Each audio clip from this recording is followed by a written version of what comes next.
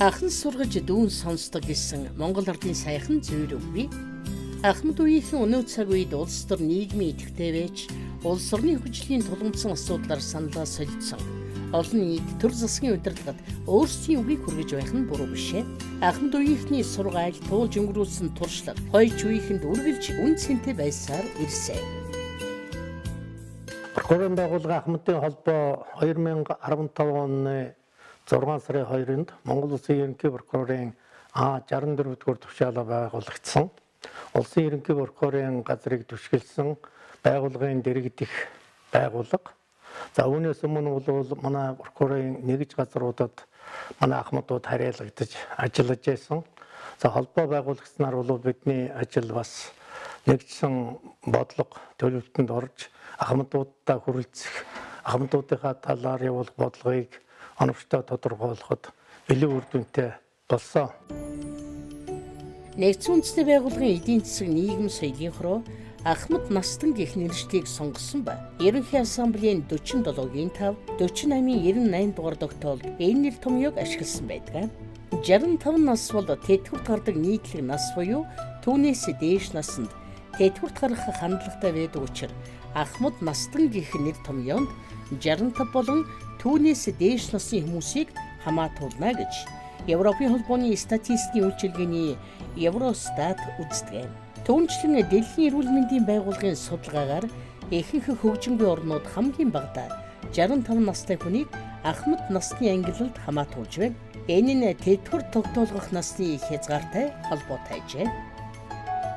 Ахмадууд маань ингээд тэтгэврт гардаг. Сайхан ажил мэргэжлээр ажиллаж байгаад олон жил ажилласан хамт олонтой байж байгаад тэтгэврт гардаг. Маргааш нь одоо өглөө гараад ажилд яваад орой ирдэг энэ амьдралаас чинь шал өөр амьдрал шилжиж байгаа. Ажил хөдөлмөрийн хувьд бол чөлөөлөгдөж байгаа. Тэгэхээр мэдээж тэр асуудал бол ахмадууд маань янз янзэл тусдаг. Ер нь миний ойлгож байгаагаар бол бас ерөнхийдөө бол тийм тааламжгүй байдалтай тусна. Тэгэхээр энэ асуудалд чинь бас ахмадтай сэтгэл зүйн хувьд нь дэмжлэг үзүүлэх, ахмадын энэ байгууллага байна гэдгийг ойлгуулах энэ асуудал бол ахмадын маань цаашдын ажил амьдралаа зохион байгуулахад их тус дэмтэй байдаг болов уу гэж боддог. Өөрөөр хэлбэл би өнөөдөр ингээд ажиллаж байсан байгууллагаасаа чөлөөлөгдөд тэтгэврт гарлаа гэхэд тэнд одоо бид нартэй тэнгийн одоо нөгөө хамт үе зэрэгцэж, мөр зэрэгцэж ажиллаж байсан хамт олон прокурорын байгууллагын Ахмадын холбоо маань байгаа гэд. Тэгээд тэн дээрээс бас Ахмад прокурорын Ахмад ажилтан Ахмад прокурор байсан өрмөлөх гэрчээ гарч яваад ингээд дахиад хамт олонд ороод ажиллаж байгаа нь бол энэ Ахмад насны тэтгэврт гараад нийгэмших тэр хамт олонд ажил сурахад нь их нөлөө төлөвлөж байгаа гэж ингээд дүгнэдэг. Авиас чадвар гэдэг нь тэтгэврт гардгүй учраас өмнө нь хийж чаддаг байсан зүйлс, мэддэг зүйлсийн хойч үедээ зааж сургах нь Ахмад наснуудын хувьд нэр төрийн хэрэг байдаг. Ахмад хүмүүсийн нийгэмд гүйцэтгэх үүрэг залуу хүмүүсийн мэт их байж болно. Тэдэнд залуус байхгүй ариун туршлага, тогтсон үзэл бодол, хүч чадал, эрдэм мэдлэг, авиас чадвар цөм бий. Түүнийг нийгмийн хөгжилд ашиглаж, тэдний ажил үйлчилгээг нийгэмд хэрэгтэй зүйлсд чиглүүлж болдог байна. Форум зүгээд шүүх хуралдаар орно гэдэг чинь тэр шүүх хурлын нэр хүндийг өргөж прокурор гэдэг хүний энэ ард түмний өмнө одоо ямар их өөр хариуцлагатай, төрийн өмнө ямар их өөр хариуцлагатай байдгийг харуулж чаддаг. Ийм л сайхан нэр хүндтэй байгууллагын ажилтнаар бид очиж явсан. Ийм учраас та нар бол одоо нэгдүгээр тул азтай улс, хоёрдугаар би чадaltaй улс байх гэж ойлгож байна. Ахмад хүмүүсийн хүсч мөрөөдөж байгаа зүйлс улс орны хөгжлийн төлөө тэдний хийж байгаа үнэт санал зөвлөгөөг авч байх учиртай. Ахмадуудын хүчээр инновац хийж байгаа зүйлсээ улам төгөлдөжүүлж ухаалаг болгож болно. Анх ингээл ажилд ороход энэ Ахмад прокурорд юу гэж загтдаг байсан гэ. Нэг хэргийн цаанд та нар хэдэн өний хувь заяа байдаг гэж бодож байна. Чи хэрэгээ холбогдох хохирогч. Тэгэл ихнэр нүүхэр хүүхэд ахтуу амрах садан бүгд энэ хүний хувь заяаг шийтгэхэд та нарын энэ шийдвэр чинь тэр бүх хүний юунд нөлөөлдөг шүү. Сэтгхүйд, амьдралд. Тэр үзлээс чинь прокурорыг хүндэтгэх үгүй юу, буруу шийдвэр гарвал үзэн ядна үсттэй. Тэгээд тэр холбоос одоо бас байгаасай л гэж боддیں۔ Манай ерөнхий прокурор төрийн хууль заасан тэргуун зөвлөх Энх хамгаалан прокурор өнгөрсөн жил Ахмадуудыг хүлээн авч уулзахдаа та бүхэн бол манай прокурорын үнэт зүйл юм а. Та бүдээс бол бид байнга суралцах ёстой гэж манай Ахмадуудад хэлж байсан. За энд бол манай Ахмадууд ч бас үнэхээр их баяртай байсан.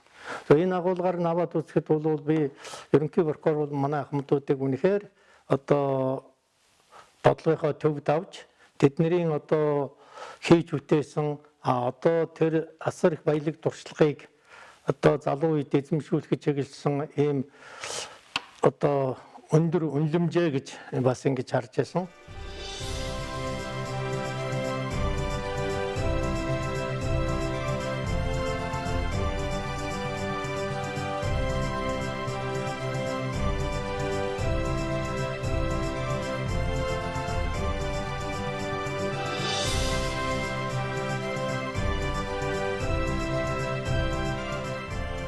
Энэ жил манай 17 Ахмад 70, 80, 90 насыг зоогож байна. Ингээд хамгийн Ахмад нь бол манай Монгол улсын гавьяа туулж ядмаа энэ жил 90 насыг зоогож байгаа. Баяр хүргье. Нийгмийн халамжийн зүгээс Ахмад хүмүүст тодорхой дэмжлэг тусламжийг үзүүлдэг. Ахмадын амьдралын чанарыг дээшлүүлэхийн тулд эхлээд Ахмад хүмүүсийн хэрэгцээг мэдэрч ажиллаанд төлөвлөх. Тусламж дэмжлэгийг зорилтод бүлэгт тохируулан үзүүлэх хэрэгтэй болдог. Амьдралын ихэнх хугацааг прокурорын системд өнгөрөөсөн үеийн ахмадууд маань өнөөдөр энд сэтгэл нэгдэн суугаад хуучин сайхан дурсамжуудаа яриад өнөөгийн шинэ хөгжлийн өнөөгийн залуучуудын ажил амьдралын сайн сайхныг дурсаж ярилцж байна. Энэ сайхан одоо үйл явдалд оролцож байгаа одоо би Ахмад хүний хувьд баяртай байгаа юм. За миний бие бол одоо прокурорын системд 21 жил ажилласан. Одоо тэтгэврийн гарснаас хойш бас ажиллаж байгаа. Ингээд амжилттай сайн яваа учраас та бүхэндээ одоо ажлын амжилт хүсч эрүүл нэг ад жаргалыг хүсье өрөөё. Мөн нэг талантуудаа дахин сайн сайхныг хүсье өрөөё. Та бүхэн сайхан байдлаарай. За манай прокурорын Ахмадын холбоо байгуулагдаад үнэхээр сайн ажиллаж байгаа. Одоо цагаан сар Ахмадын баяр тогтмол Ахмадуудаа хүлээн авч сайхан хүлээн авч дуулуулдаг. Мөн Ахмад одоо ажилласан олон жил одоо ажилласан тэр ажилтныхаа хөдөлмөр зүтгэлийг одоо үнэлж одоо гавьяа туйлсол төрийн удам медалаар одоо шагнах тэгээд тойрон аяллаар одоо явуулах тэмцээн зохиох шатар тээсгээд ийм одоо шинжлэх ажлуудыг бол хийж байгаа явдал нь Ахмад бидний бол их талархалтай байдаг. Прокурор хата явж үзээгүй газруудаар хүртэл явуулаад бид нарыг уулзуулаад бас янз санаачилгаараа ажил зохион байгуулад бид нар чинь прокурор хата тэр болмос яваад чаддаггүй байсан шүү дээ.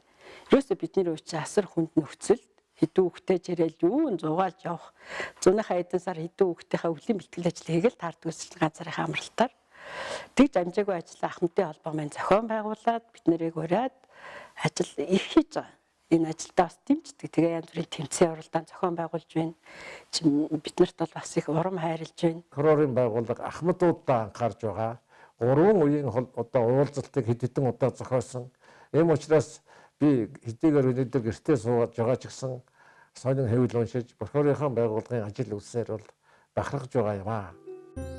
1991 онд Нэгдсэн үндэсний байгууллагын ерөнхий ассамбле Ахмад наснуудад чиглэсэн Нэгдсэн үндэсний зарчмуудыг гаргасан байдаг ба 2010 оны 12 дугаар сарын 21-ний өдрийн Нэгдсэн үндэсний байгууллагын ерөнхий ассамблеийн 65-ын 182 дугаар тогтоолоор нээлттэй ажлын хэсгийг байгуулсан бөгөөд уг ажлын хэсэг нь Ахмад насны эрхийг баталгаажуулж зохицуулж буй олон улсын хэм хэмжээнд судалгаа хийх цаашдаа авч хэрэгжүүлбэл арга хэмжээг тодорхойлох зорилготой ажилласан болно. Улмаар Нэгдсэн үндэсний байгууллагын ерөнхий ассамблеийн 67-гийн 139 дугаар тогтоолын хүрээнд нээлттэй ажлын хэсгийг Ахмад насны эрхэмсэг оршихуйг хамгаалах, хөхүүлэн дэмжих, олон улсын эрх зүйн хэм хэмжээг үндсэн элементүүдийг агуулсан санал бэлтгэхийг хүссэн байна. Бие даасан шинжээч ажлын анхны тайлангаа 2014 оны 7 дугаар сарын 24-ний өдөр хүрэлцсэн Нэгдсэн үндэсний байгууллагын хүний эрхийн зөвлөлийн 27 дахь хуралдаан дээр танилцуулсан байна.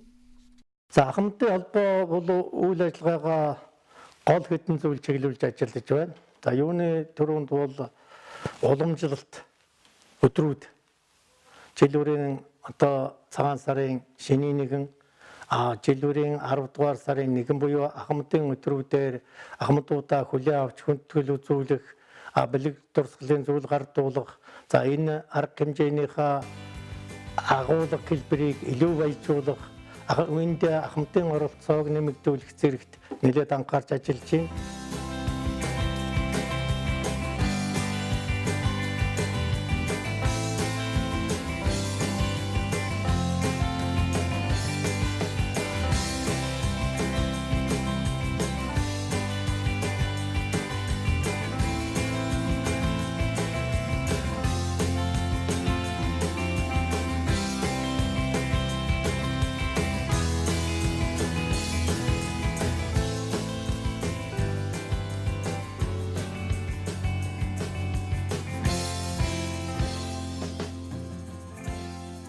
Миний зүгээс бол байгууллагын ахмад гэдэг бол байгууллагын үнэт өв гэж ойлгодог. Ингэж ойлгож, ингэж хүндэлж, ингэж харилцаж сурвал манай ахмадуудаас сурах, үлгэр айл авах, ахмадуудтайгаа холбоотой байх ийм олон боломжууд бол байна гэж ингэж харж байгаа. Ахмадууд өөрийнхөө одоо арга туршлагыг залуу юутай одоо осож ингэж ажиллах нь чухал. Өөрийн дэтгэвийн асуудал гэж одоо бас гаргаад байгаа явдал бас яахан дутагтай юм боддог. Үнэхээр ажиллаж чадах мэдлэг бололтой тим ахмадуудаа тэр залууийг дагдан сургах энэ ажилд нь цааш ажиллаж байх нь зүйтэй болов гэж сандаг. Яг одоо хөдөлмөрийн үйлээр үл ер нь наслыг ахиулж байгаа учраас энэ ажлаа бас хийх байх гэж бодож байна. Монгол улс эх орныхон тусгаар тогтнол ард түмнийхэн эрх чөлөөний төлөө тэмцсэн ардын хувьсгалын ахмад партизануудын амьдрал ах үед дэмжлэг үзүүлэх зорилгоор анх партизаны хэрэг эрхлэх комисс нэртэйгээр 1931 онд үндэс суурин тавигдсан ба улс орныхон хөгжил дэвшилд үнэтэй хувь нэмэр оруулсан ахмадуудаа хүндэтгэх залуу хойч үеийг тэдний хөдөлмөрч уламжлалаар хүмүүжүүлэх ахмад настан тавих анхаарал халамжийг дээшлүүлэх зорилгоор 1968 онд ардын хурлын тэргүүлэгчдийн дэргэдэх хувьсгал тэмцлийн ахмад зүтгэлтний хороо болгон зохион байгуулсан юм. Тэтгэврт гарсан нийт ахмад насны нийтлэг эрх, хууль ёсны ашиг сонирхлыг хамгаалах, ахмад насны нийгмийн хамгааллыг сайжруулах зорилгоор Монголын ахмадын холбоо болгон 1988 оны 3 дугаар сарын 25-нд өргөжүүлэн зохион байгуулжээ. Тэр үед тухайн үед ерөнхий болохоор гам баяр байсан. Би нэг ерөн одоо борхоорын байгууллагад олон жил ажиллалаа. Одоо нэг өмгөөлөгч болох сонирхолтой байна гэж хэлээд байсан. Тэгэхэд гам баяр борхоорын байгууллага ажиллаж исэн сэтгэлийн минийх үнэлсэн л яагаад гэвэл та юу ч гэсэн тэр өмгөөлөгчийн курст явж байгаа. Тэгээд шалгалтаа өгч. Хэрвээ та борхоорынхон байгууллагаас халагдчихад шалгалтаа өгөө тэнцэхгүй бол та ажиллаа үлдэнэ гэж. Тэгээ би улс Чингэлтийн дүүргийн ерөнхий борхоороор ажиллаж байхдаа тэр өмгөөлөгчийн курст ороод шалгалтын өг тэнцээд тэгээд юу болсон өмгөөлөгч болсон.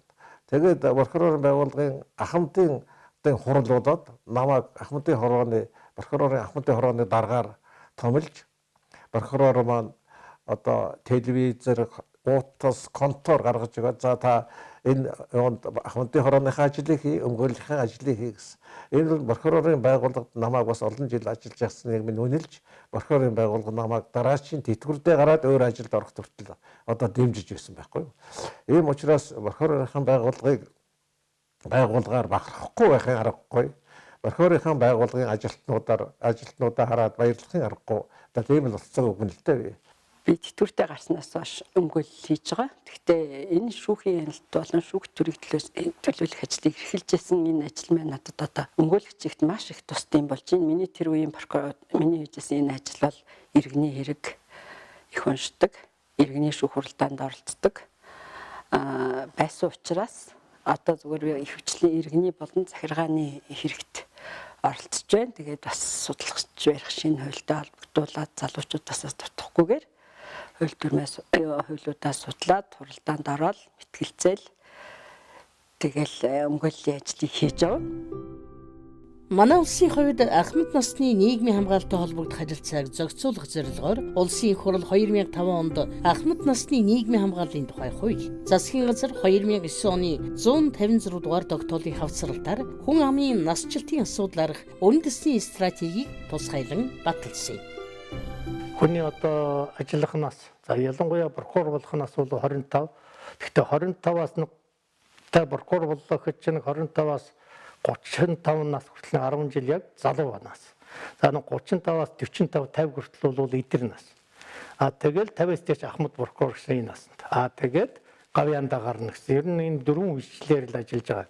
Тэгэхээр ер нь залуу хүний тухайд ялангуяа энэ цаг хугацааны энэ боломжийг маш оновчтой дүүрэн ашиглах асуудал хэрэгтэй юм байна гэсэн ийм бодол одоо ингээд энэ өндөрлөгөөс харах дээр төрдгөлдөө. Тэгэхээр ер нь тэр түрүү чи миний хэлсэн тэр 25-аас 35 наснд бол одоо хөгжих бүх боломжийг залуу прокурорууд бүрэн дайжлах хэрэгтэй. 35-аас тэр 45, 50 хүртэлх наснд бол одоо жинхэнэ хийж бүтээх, шинийг ирэл хийх, өсөх, хөгжих, бүтээх энд бол одоо бүхэл өөрийн одоо боловсрол хүч эрдмээ зориулах хэрэгтэй юм а гэж. Тэр 50-аас дээш бол одоо ажлын практик дагалдуулаад ирээдүйе бэлдэх, өөрийнхөө тэр баялаг туршлагыг бусдаа өвлүүлэх ийм одоо бас үн цэнтэй үе бай гэж ингэж харж байгаа. Тэгээ гавьяанд гарах дээр бүр тэрнээс илүү одоо байгууллага руугаа ирээдүй рүүгээ, залуу үе рүүгээ чиглэсэн ийм ажиллагаа руу бас тодорхой цагаа зарцуулж байвал хэрэгтэй юм байна л гэсэн ийм бодол одоо бас ахмад хүний хувьд бодож явдаг та. 1990 онд нэгдсэн үндэсний байгууллагын ерөнхий ассамблеягаас 10 дугаар сарын 1-ний олон улсын ахмадын өдөр, 1992 онд Монгол улсын засгийн газраас мөн өдрийг Монголын ахмадын өдөр болгон зарлажээ. Өнөөдөр манайд 280 мянга гаруй ахмад хүмүүс байгаа төдийгүй эдгээр ахмадууд маань Монгол улсын хөгжлийг өнөө үед хүрэхэд залуу халуунаас эрдэм мэдлэг, оюун ухаанаа шавхан дайчилж ирсэн хүндтэй буурлууд билээ. Бид бүхний үлгэрэлэн дуурайдаг, гэр бүл, өр хүүхдийн хамгийн хүндтэй хүмүүс болох ахмадууд та нартаа урт удаан наслахын үлзийтэй өрөөлийг өөд өөдөн өргөн дэвшүүлж байна.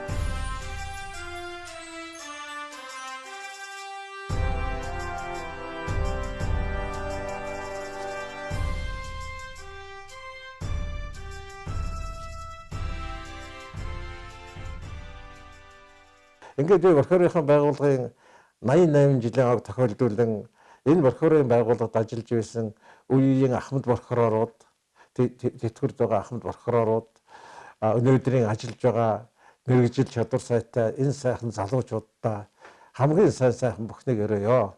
За ингээд прокурорын байгууллагын нийт ахмадуудаа мөн Монголын нийт ахмадуудаа ахмадын баярын өдрийн мэндийг төвшүүлж эрүүлэн хамгийн сайхан бүхнийг хүсээрөөё. Та прокурорын ажилтны ашиг сонирхлын зөрчил, сахилах хариуцлага, ёс зүйн талаарх гомдол мэдээллэн 1819 дугаард ирүүлээрэй. Таны өгсөн мэдээллийг шуурхай шалгаж шийдвэрлэнэ. Монгол улсын ерөнхий прокурорын газар.